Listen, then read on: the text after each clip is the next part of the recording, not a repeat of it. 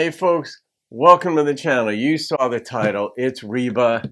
I don't know this song. She's turning 50 today, and it was a gift request by Zach Barber. So Zach, first order of business, thank you, my friend, for this gift. And the title of this reminds me of Dave Barry's book. Dave Barry turns 40, and I was like, oh, this is great. But then 10 years later, he wrote another book, Dave Barry turns 50.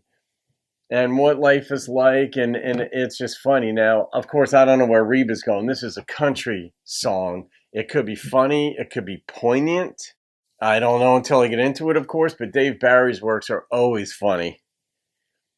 He's a humor writer. He's probably written 40 books. I've probably read 30 of them. But he writes for the Miami Herald. All right, let's see what Reba's got for us. Here we go.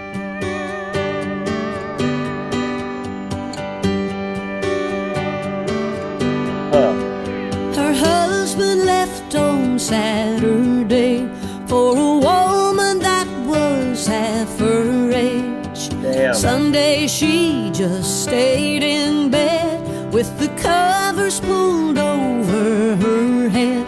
But on Monday morning she woke up and loaded up her pickup truck. Took one last look at her old life, then hit the gas and said goodbye in her faded jeans and her old baseball cap. All she knows for sure, she ain't coming back. This isn't how she thought she'd ever spend this day, sitting behind the wheel on the interstate.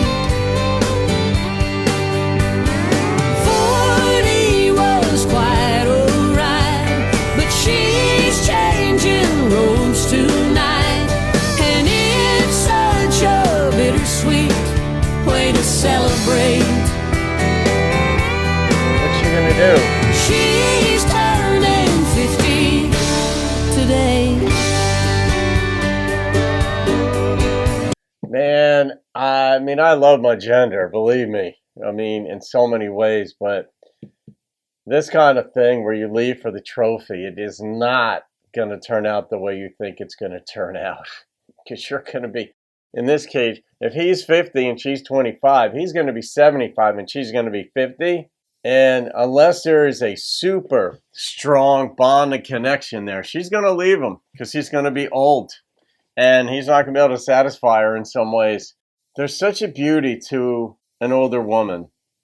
What she's experienced in life, what she knows, what she sees, the recognition of mistakes she's made, the things that have worked.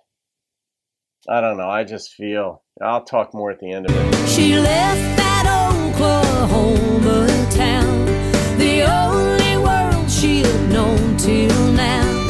And memories of those 20 years, she watched them in that rearview mirror fade away. Oh, but that's alright. Yeah, this could be the time of her life. This isn't how she thought she'd ever spend this day,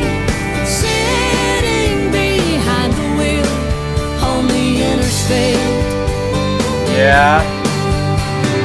40 was quite alright, but she's changing roads tonight, and it's such a bittersweet way to celebrate. She's turning 50 today. Oh, her windows are down, and the wind blows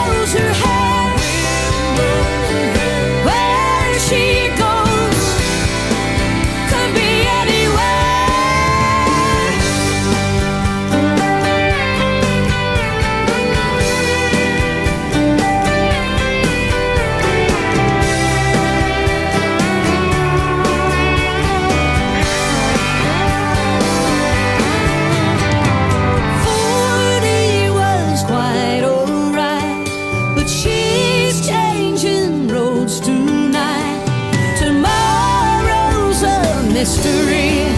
Oh, and she can't wait. She's turning 50. She's turning 50. Oh, she's turning 50 today.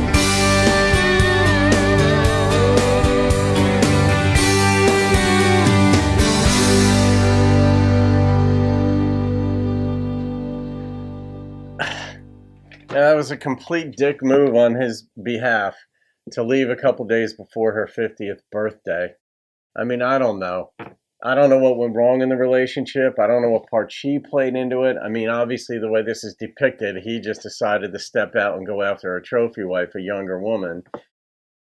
And, you know, as we men get older, we know more about what makes women tick, and we have better game if we want it. We know how to play the emotional angle, generally speaking. And so the idea of being able to get a younger girl, you know, it's not out of the question. And if you've got the financial means and all that, there's a strong appeal there.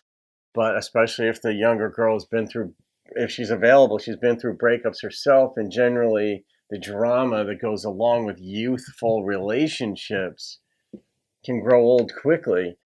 And an older man might know how to work through that better. But all that said, it's just, Don Henley has a great line in one of his songs, and I forget, I've quoted it a few times here, but it's like, what is it outside love's open door that makes us throw off our contentment and beg for something more or yearn for something more? And it's like, yeah, like, why are we greedy? I mean, that to me is what it is. It's a form of greed where you want something more.